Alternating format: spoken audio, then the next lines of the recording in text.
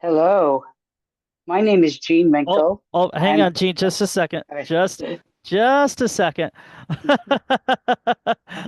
We're just waiting for people to oh, start joining, and then I'll just do a quick intro of housekeeping, and then we will and I'll turn things over to you.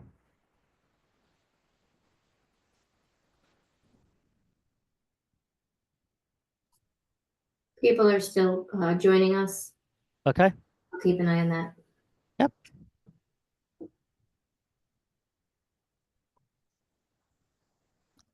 Tori, thanks for putting the link in the chat.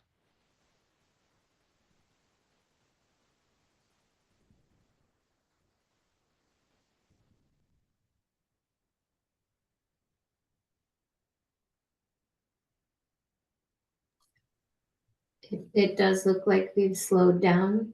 Okay. Mhm. Fantastic. I'll get started. Good afternoon, and welcome to the February webinar in our New York Association on Independent Living, or NYAIL, that's NYAIL, webinar series. I'm Blaise Bryant, the communications specialist for the association. A couple of quick housekeeping things before we get going. Number one, the webinar is being recorded, and you will get the recording tomorrow, hopefully along with a survey. The platform that we use for the surveys appears to be down, so I don't know if that got cut with federal funding or what. No, that's a little bit of a joke, but hopefully we can get that figured out um, in time to send out the recording tomorrow. Number two is that the chat is disabled. This is a screen reader accommodation for accessibility, so you will want to use the Q&A box. I know in the past there's been some issues with folks not being able to see what's seen in the Q&A. I will do my best to make sure that's a bit more transparent because I can only adjust that here on the fly as we go. So without further ado, let's get into the topic of wheelchair repair with our rockstar panel of presenters. Alex Thompson is the Director of Advocacy with NYAIL. Alex, thank you very much for joining us here. Great. Thank you, Blaise. Of course, Shameka Andrews is she is with the Self-Advocacy Association of New York State, the uh, Capital Region Hudson Valley Advocacy Coordinator. Thank you so much, Shameka. I hope I got your title correct. Ish. You were close. It's fine. Okay. Well, correct me because I messed up. It's okay. It's Community Outreach Coordinator. Community Outreach Coordinator. Thank you very much. See, in classic me fashion, I made it more complicated. And leading off our presentation is Jean Minkel, who is the Vice President of Mobility and Rehabilitation Services for Independence Care Systems based in New York City. Jean, thank you very much. The floor is yours. well, thank you to Blaise, and thank you to Niall. And this is a topic that's near and dear to my heart. Uh, a way of description: I'm a increasingly middle-aged, gray-haired woman with wireframe glasses and a pink top on today, trying to stay warm but project maybe a little springtime. Wheelchair repair is a topic that, for those who rely on mobility devices, is not only an episodic problem, but it becomes a constant worry. And the problem has been getting worse rather than better. So today we have a little subtitle called Albany, We've Got a Problem, and we need your help to solve it. So we're going to share some personal experience. I'm sure if you're not a wheelchair rider, you could ask any wheelchair rider, hey, have you had a problem getting your wheelchair fixed? Be prepared for a story that's longer rather than shorter. And then we'll talk about some small opportunities to make the situation a little better, and then hopefully some bigger opportunities coming forward in the legislation. And Alex will walk us through some of the opportunities coming forward in the 25-26 budget and legislative sessions. So Shameka is going to start us off with sharing what really started even before the long day at the mall, but has turned into a long and convoluted story that I'm going to have Shameka share the details with you. Yes, and hopefully it doesn't take 2 months like like the repairs. So I'm going to take you through what started actually November 1st during a trip to New Jersey for an event where my chair started, as I like to say, running at a snail's pace as I was about to go through Penn Station. Now, if you know anything about Penn Station, you probably don't want to run like a snail in the middle of it. Luckily for me, I had a friend who was in Jersey with me and was going back towards Albany and was able to give me a ride back to Albany. So with all of that said, when I returned to Albany, I had to wait till the next day because this was a weekend. And as I was quoted yesterday during a press conference, there is no AAA for wheelchairs. So I had to wait the next day to contact my vendor. And long story short about that part of the story, it was determined at that point that the issue was the charger. So they replaced the charger. And then we jump forward a few weeks to my ride in the mall, which started as what felt like the wheels were stuck. So I thought something was just wrong with my wheels because they were only allowing me to go backwards, which I'm sure gave everybody in the mall quite a laugh about why this woman was riding through the mall backwards. They probably thought something was wrong with me. But anyway, so that's where it started. And then once I got to the food court, which is on the second floor of the mall, if you know anything about Colony Center, the chair completely stopped. Then I had one of the people in the mall come and look and see if they could figure out what was going on. And he touched the back of the chair and he said, "It's very hot. I think your motor blew." I'm like, okay. He tried to get the chair on manual to push it. Nothing was working. Luckily, I had a staff that could come and get me and was able to borrow a chair from my neighbor. Because at this time I didn't have a backup chair. The other piece of that is my backup chair was ordered in May, and I hadn't received it at this point. So again, this happened on Sundays. Sunday seems to be the day that the chair likes to break down. Again, so I had to wait to the next day to contact the vendor. I contacted the vendor. They had told me they would not be able to pick up the chair at that point to the following Thursday. So I said, fine, because there was no way for us we didn't have any dollies or trucks or whatever in the chair. So we said, fine, that's what we're gonna have to do. Thursday came, that Thursday that they were supposed to come and pick up the chair. And I got a phone call that they were not able to do that. That they didn't have the equipment to get it out of the chair. They would have to figure something else out. I asked them at that point how long it would take. They said they weren't sure. So weeks passed, and then we get to me reaching out to my community in frustration via social media. So we go to the next slide.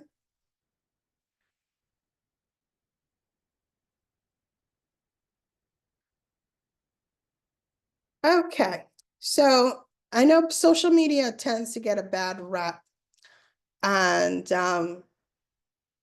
but I like to reach out. I have a great community. So my story began on November 1st. So my first social media post was posted on November 25th. And it says this: if you are out and about doing your holiday shopping in Colony Center, stop by the food court and say hello to my power chair that has been sitting there for almost 2 weeks. When the motor died, when I was there 2 weeks ago, I named the vendor, which is National Seating and Mobility. National Seating and Mobility can't seem to figure out how to remove it from the mall and can't seem to tell me how long I will be without my chair. The second post was almost a month later. Says National Seating and December 20th, 2024. National Seating Mobility is going to be the death of me. I finally got my chair back, and it is still running like molasses, like it was almost 2 months ago. And supposedly I have new batteries and new motors. Hashtag wheel adventures.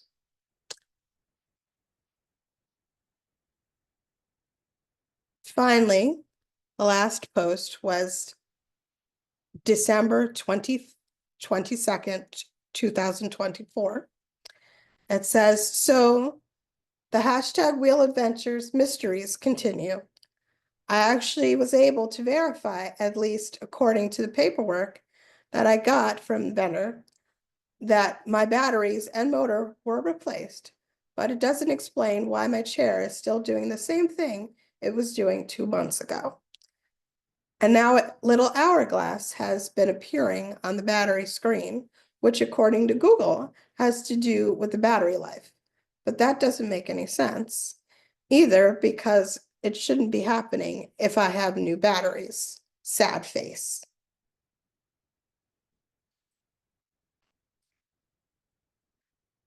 So just to take you to present moment after this, because I stopped, I'm still having issues with my chair. They came out 2 weeks ago, and because I found out that whole hourglass thing was because instead of replacing the functioning box of my chair, they tied the old one to the new one in the back of my chair. And that's what was messing up the electronics, because it was trying to read 2 boxes at the same time. And so they came to my house, like I said, 2 weeks ago, this was, and removed the old box. And now the new box doesn't work. So now I have to call them again to tell them the new box doesn't work. And there's still, another part that's on order is my new joystick. So I'm still having the same problems, and we're now in February, and this started November 1st. So that's my little story. And I have to apologize. I realized that I didn't do a description of myself in the beginning. So I'll just quickly do that. I'm an African-American woman. I'm currently wearing a black turban. I have dark glasses, and I'm wearing a purple turtleneck. So I apologize that I didn't do that in the beginning. So Shameka, just one additional comment. When we first touched base and you were telling your story, the social media post actually had created a response. So Yes, I think yes, it's worth sharing the yeah, value yes. of social media. Absolutely, because, I didn't mention this, but in my posts, I tagged our local paper, I tagged local politicians. And one of the people that actually saw the first post about, the holiday shopping was an old occupational therapist. And he showed up at my house that night and said, "What in the world is going on?" And he actually called the vendor the next day. And the vendor called me and said, "We'll be there with your chair tomorrow." And when he came to my house, he actually said, "Oh, we actually got a lot of calls about you." And I'm like, "Oh, I'm sure you have." So, yes. So the power of social media, I know it gets a bad rap sometimes, and with everything good, there's, a flip side, but it definitely helped get the word out. And like was said in this story, this is my story, but I am not the only person that has this experience of long wait times and issues with vendors. So, I'll let you And continue in just a second, Gene. We're working on a yeah, technical issue here where the speakers, Ah, Alex, Shameka, and Gene are I not. fixed it. We're good to go. Okay, you're good? okay. All right, thanks, Nicole. I just Do, wasn't. All right, carry do, on. all right. Do I need great. to talk slower, or sometimes I know I go fast? Your speech is fine. It's just y'all weren't able to be seen. Oh, That's okay. all. You're good. Okay. Well, That's all right. We are good. Well, yeah. thank you. And I think speaking out and sharing has the addition of pointing out that a little public shaming goes a long way in Mhm. improving the responsiveness. And I want to share, why is it getting so hard? I think particularly for folks like Shameka and Alex who've been longtime wheelchair riders, there's definitely been a change in the marketplace, for the lack of a better word, and it's not getting better. So what's really happening? Well, in most of the country, there has been an enormous consolidation of suppliers. So many of us were used to having two or three different local suppliers in the community, and many of us knew technicians by their names and perhaps even had the phone number of the technician that had worked on your chair for a long time. And I'm a physical therapist. I work with the suppliers in recommending chairs and modifying chairs and trying to make sure that the chair actually works in the environment of use for the person. And I'm always cognizant that the person relying on the chair will say, hey, it's great. I really like you as a therapist, but who's the technician? Because the technician is who I need to have a relationship with, because that technician is going to keep me rolling for the next 3, 4, 5, 6 years. So we've lost that smaller community-based supplier, and we've lost that connection. Frequently, we've lost connection with the actual supplier's office, but we've certainly lost connection with the technician. And many of you will say, I found a good technician, and will start to share that person's name and number. What's happened in addition to the consolidation? So Shameka spoke of National Seating and Mobility. The other national company is called New Motion. And many of you have had a very similar story with New Motion, as Shameka has had with NSM, as they're often called in shorthand. both of those consolidated companies are now owned by private equity companies. And private equity is an ownership that is concentrating on short-term profits.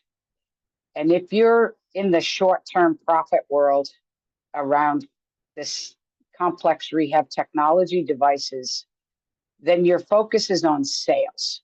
You want to have as many sales of new product as you can, because you have a much greater profit margin on the sale of a new piece of equipment than you have on repairs of equipment. And as a result, over the last 4 or 5 years, certainly it was happening right before COVID, and then COVID caused a supply chain breakdown, and there's just been a general underinvestment in repairs. And so now when you call, just like Shameka said, when can my chair be picked up? And someone's response is 8 days from now. That's largely because they don't have access to drivers, or the technicians have 8, 10, 12 chairs lined up ahead of them before your chair even comes in the door. So if you're not investing in technicians, then the other place that there's underinvestment is not having inventory on hand. So years ago, many of the suppliers would have batteries right on the shelf. If there was a large percentage of quantum rehab products sold in the area, they would have both the joysticks and the function boxes that Shameka needed. But now they're doing in real-time ordering. So they've diagnosed the problem, and only then do they order the parts. And I don't know how many of you have waited for parts to come in, only to find out that the wrong part is delivered. So we have a whole cascade of problems, and it's harder to get effective responsiveness because the local franchise is following their corporate rules. And it's harder and harder to get that individualized treatment. So lack of inventory, understaffed is all part of why it's getting harder and harder to get your chair fixed. We have a couple of different approaches, and I'm going to ask Alex, you want to pick it up from here? Yeah. So I'm Alex Thompson. I'm the director of advocacy at NYAIL. White male with long brown hair, and I got my glasses and my headphones on. And so, as Gene said, there's a lot of these issues that are going on. I don't think, nobody has identified there's one clear solution. So, the purpose of this next discussion is kind of looking at different approaches.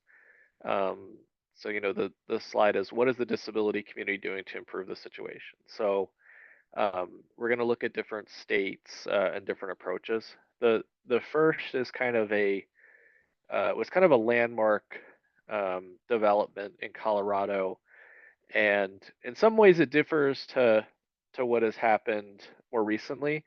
But in Colorado, they passed a wheelchair right to repair law, and they also passed a bill that helped with authorization. So, as I'm sure Gene is very familiar as someone who works in a wheelchair clinic,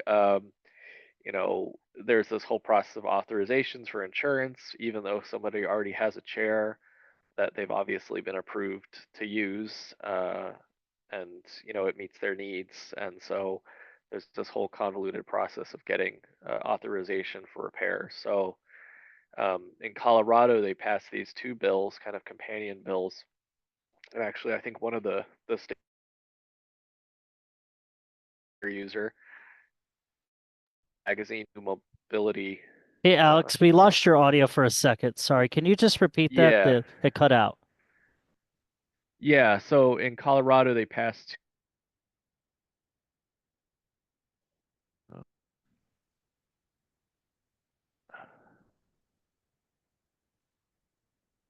You're good. Okay, I'm just gonna turn off my camera. Maybe that'll help. We're having Spectrum internet outages here in this area, so that might explain some of the blips. Okay. Yeah, so Colorado had passed two bills, and one is focused on improving the authorizations, and the other was specifically wheelchair repair, right to repair. And New Mobility actually did a really good profile on, I think, one of the state senators, I think, who helped pass this bill, Mhm. who is a wheelchair user. And what's unique about right to repair is it basically empowers individuals and independent repair shops to do some of the repairs. So, access to parts, access to documentation. Um, there are some limitations around, trade secrets, which, if you're familiar with other right to repair bills for cell phones or other electronics, there's usually some exemption around certain parts, but you should still be able to, get parts to do a lot of the repairs that are necessary. So that's kind of the Colorado approach, authorizations and right to repair. And just And Alex, that, real quick on the yeah, authorization part, the companion bill was for the Colorado Medicaid program. There would not be any need for a prior authorization.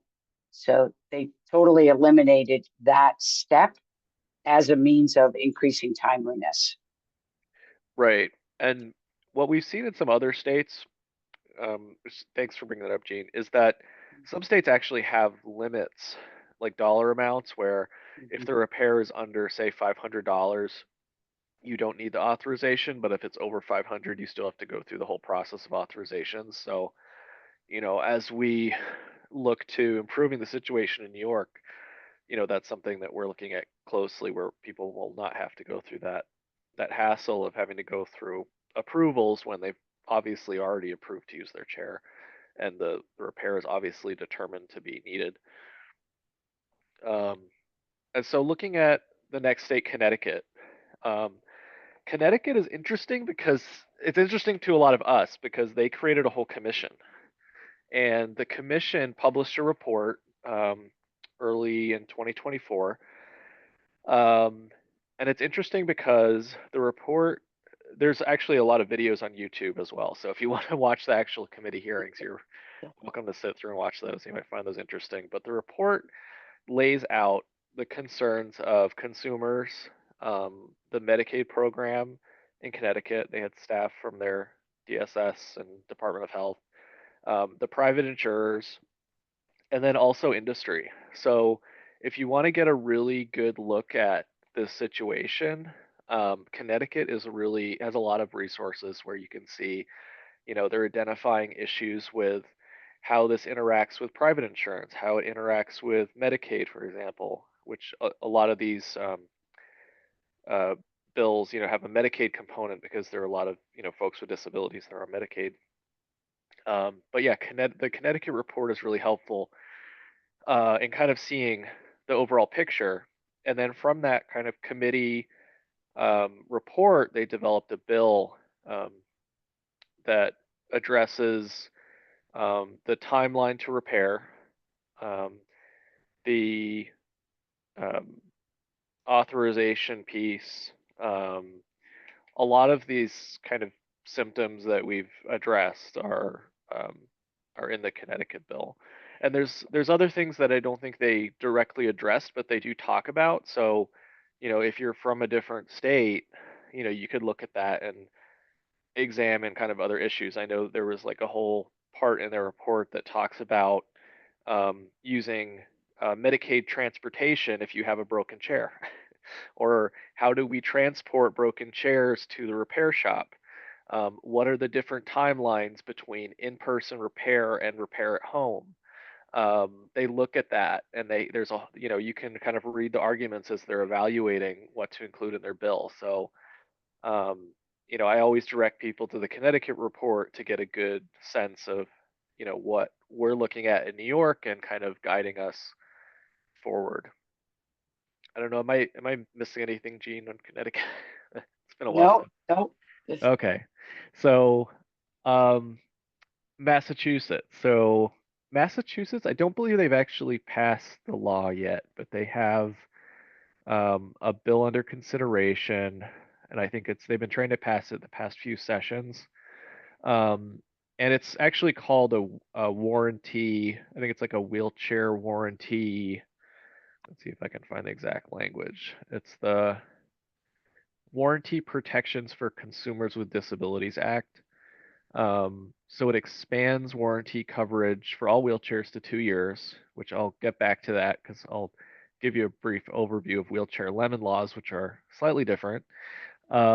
It holds providers to reasonable timelines for evaluations and for providing loaner chairs, reimbursement of costs incurred by consumers as a result of their defective chair, requiring providers to stockpile common parts to speed up the process. That's something Gene had mentioned earlier about, having commonly available parts, in stock. It authorizes the Attorney General's office to intervene when necessary, and that's kind of like what they're looking at in Massachusetts. So getting back to kind of the warranty issue, a lot of these states, including New York, has a wheelchair lemon law bill. So in New York, I think it's 1 year where if you have if your chair is deemed defective, you can go through the Attorney General's office through like a arbitration process with the vendor to either get your money back or get a different chair. And that's kind of separate from wheelchair repair, but I think it's important for us to mention because in Massachusetts and some of the other states, that's something that is being looked at as increasing that warranty period. Also, it's important to think about because there actually is a consequence of that process where the vendor has to replace the chair, give you your money back. I know one of the concerns with the Connecticut bill is that it doesn't really have much in the way of consequences for not following some of the law there. So, when you look at wheelchair lemon laws, that's always another route to go if you're in a situation where your chair can't be fixed. In New York, you're required to have 3 attempts. They've allowed 3 attempts to repair your chair, or it's been out of service for greater than 30 days. And then you can go through the lemon law process to get it either fixed or replaced. It's an arbitration process. If you go through to the New York State Attorney General's office webpage and you look under lemon law, it's a little confusing because they combined vehicle lemon law with wheelchair lemon law, but I assure you it is there. So that's one thing that exists in New York that some of these other states have as well. And it's kind of a confusing process, but I know at least one person who has gone through that process and had a successful resolution. So if you are in New York and you are desperate at this point and you need a solution right now, that's one thing you can look at. Looking forward in New York, there was just a press conference which Shameka mentioned on a right to repair bill. And that's the bill number is S 4500 and that was just introduced by Senator Pat Fahey, who is now the Senate chair of the Disability Committee here in New York. And similar to Colorado, that's looking at more of a right to repair. It supports independent repair shops and also empowers consumers to get parts and documentation to do repairs. I think it also does a few other things. And so that's a bill that we're going to be supporting. We encourage everyone else to support. And I think there is another bill that is very close to being introduced that I think would be similar to the Connecticut approach that I don't really have a lot of details on, but it will be announced probably within the next few weeks. So we're really excited about that in New York, and I'm sure we'll be sending out more information about that at a later date. So New York State efforts. So I think this is about the Yeah, the Medicaid measures. Did you want me to talk about this, Gene? Or did you want to cover this? If you'd like to, or I'm happy to pick it up. Yeah. Why don't you go over that? I'll just take a little break. Sure. So, knowing that Medicaid is a payor that provides service to a fair number of folks relying on wheeled mobility, and also a payer for which we have direct access. We can report the issues and actually offer some suggestions. We were happy to see in the State of the State book two interesting items mentioned by the governor that we hope make it from the book into the one budget and into actual policy. And it specifies for Medicaid to pay for repairs of previously owned power chairs. So essentially, when Shameka referenced that her backup chair had been ordered in May, there is a current benefit for power wheelchair users to have access to a manual chair to be used as a backup at a time that your power chair is not working. Well, one of the challenges for many power wheelchair riders is a manual chair is not a device you can self-generate mobility. So someone can passively move you, but you've lost the ability to move yourself. And so this addition would be a new benefit under Medicaid, that if you had an old chair, not reliable for everyday use, but if your primary chair was broken down, you know it would work. Ideally, it's at your home, and I like to call these your personal loaner. So as long as you keep the batteries charged, the joystick working, the day you get up and your primary chair doesn't work, Shameka would be able to get home, be able to get into her old chair and stay mobile in a previously owned power chair. So that's one of the benefits that was listed. The second is there is no mechanism for payment of routine and preventative maintenance for any chair. And, wheelchairs are not that different than an automobile. And if you want your chair to be reliably available, routine maintenance is an important part of the process. And for manual chairs, routine maintenance is keeping hair and road dirt out of the casters and the bearings and the axles. And if you're not physically capable or mechanically inclined to do that for yourself routinely, then your bearings are going to wear out faster. You're going to run into a problem where the chair isn't going to roll the way you would want it to roll.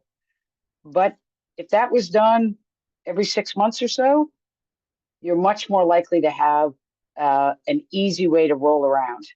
And it's predictable that certain components on a chair, like the tires, are going to wear out. So we know that those are predictable under a preventative maintenance.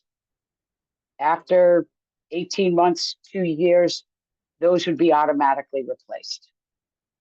And when you think about that type of maintenance for a power chair, again, batteries are not built to last the 5-year usefulness of the power chair. If you charge it accurately and you take good care of it, you get about 18 months, maybe 2 years out of batteries. So those should be known items that can be checked on a 6-month basis. When they're no longer holding the right capacity for charging, there should be an automatic replacement. Now, what I just outlined is Gene Minkel's projection of what should be in a preventative maintenance program. The details for a program like that will need to be sorted out after it becomes a required benefit under the Medicaid program. But those are 2 steps. I like to say these are baby rolls when we're looking at the big picture of making the appropriate mobility devices accessible to people who rely on wheeled mobility.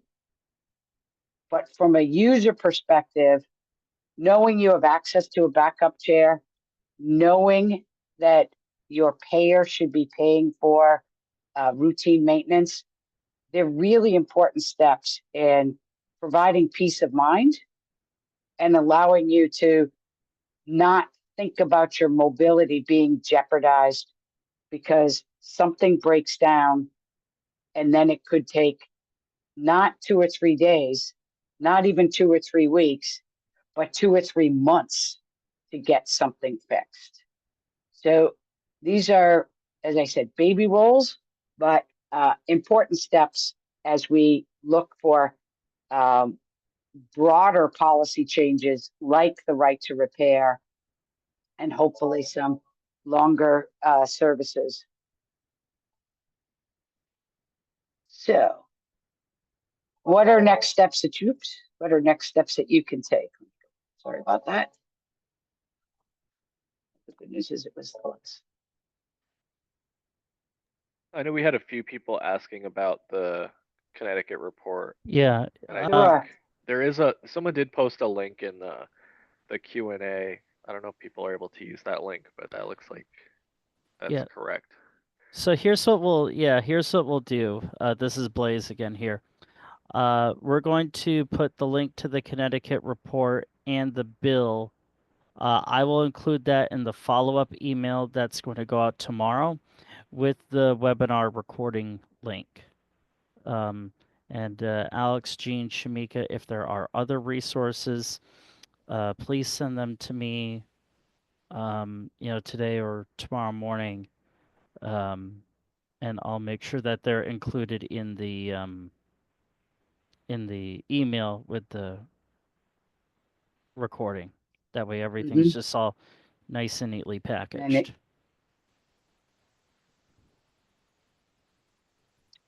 Yeah, so Jean was on the last slide is how people can get involved. So we're still working, I think for the New York wheelchair right to repair bill, they're still identifying an assembly sponsor for that bill, but I think what we can do as advocates is promote the share that bill exists and emphasize its importance to, your local elected officials, your state senator, your state assembly member, to put it on their radar, because it doesn't have an assembly sponsor yet, but if you let your state senator know to co-sponsor that bill, that will help. If we can get as many co-sponsors on that bill, that'll help move it through the process. So that's one step you could take. And as I said, there's another bill that will be coming out shortly, and NYAIL will certainly be sharing that out through our action alerts and other media to get people to take similar action. Getting your state senator and state assembly member to support and co-sponsor or sponsor those bills.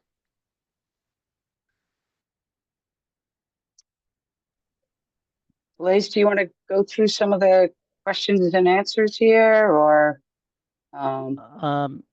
Yes, actually, Nicole is going to help me with moderating the Q&A here, and we've got about 15 minutes until we're done. If we do not get to your question, make sure you can if you reply to the invite, I will also put my email in the chat.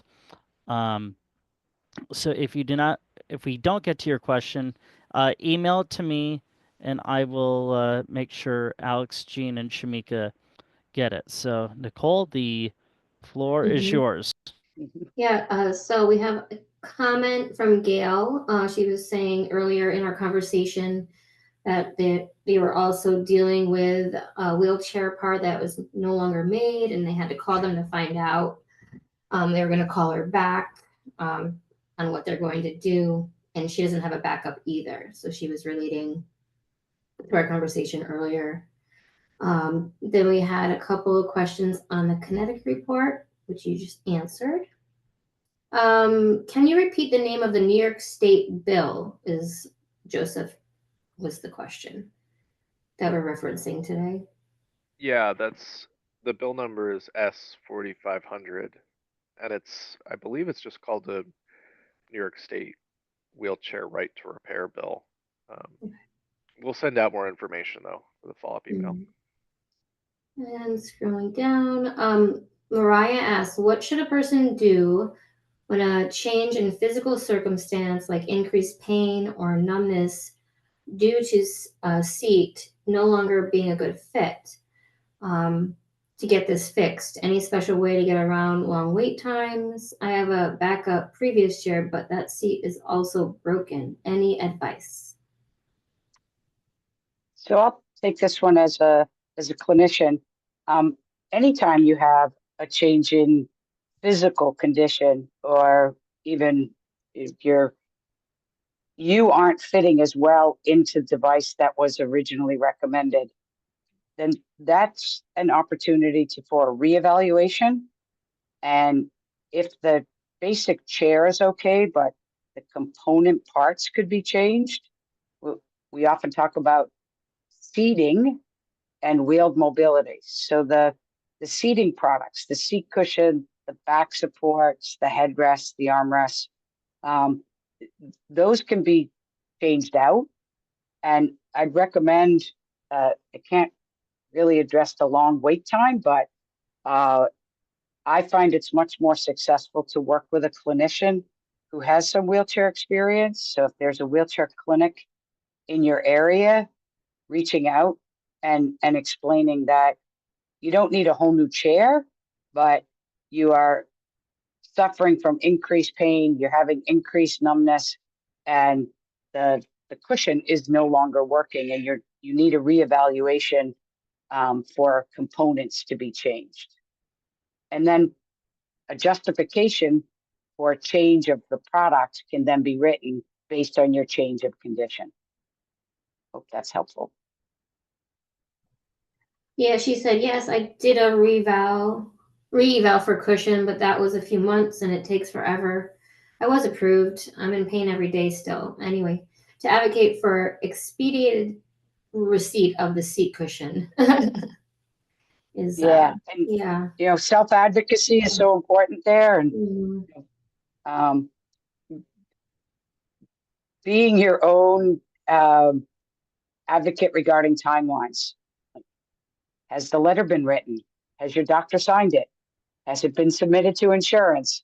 Like, keep on people so that you don't get lost in the shuffle.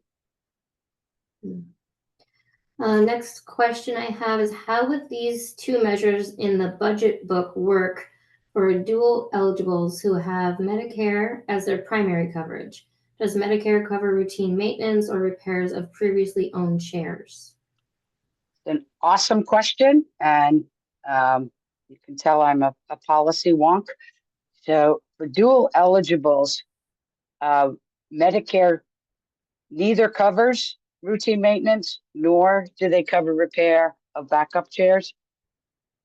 However, when you're dually eligible, and this is a really important self-advocacy concept, Medicare and Medicaid are two separate benefit packages. So even if it's not covered by Medicare, you can request that your Medicaid provider authorize the service. So let's be optimistic and say in 2026, routine maintenance is now covered by Medicaid. Medicare won't pay for it, but Medicaid will pay for 100% of it. So it's important to recognize, people often talk about Medicare being primary and your Medicaid being your copay. Well, that's true if the benefit is covered by Medicare. But if the benefit's not covered by Medicare at all, then Medicaid becomes the primary payer to 100% of the cost. Thank you, Jean. The next is a comment. There's also the Medicaid parity bill S1616 that will raise Medicaid fees for DME vendors. I can also share a little bit of background there. Mm-hmm. So New York State posts a fee schedule for individual DME items, and items have specific what they call HCPC codes. So there's a HCPC code with a descriptor, and then there's a New York State fee schedule attached to that item. When companies negotiate with managed care companies, there is a negotiation by HCPC code for how much a payer will pay for that item.